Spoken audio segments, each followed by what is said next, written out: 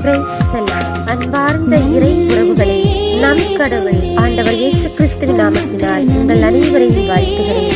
ஆமென். இன்றைய நாளுக்கான இறை வார்த்தை உணவு மத்தேயு 5:19. இக்கட்டளைகளில் ஒன்றையேனும் மிகச்சிறியது ஒன்றையேனும் மீறி அவ்வாறே மக்களுக்கும் கற்பிக்கிறவர் விண்ணரசில் மிகச்சிறியவர் என கருதப்படுவார். இவை அனைத்தையும் கடைபிடித்து கற்பிக்கிறவரே விண்ணரசில் பெரியவர் என கருதப்படுவார்.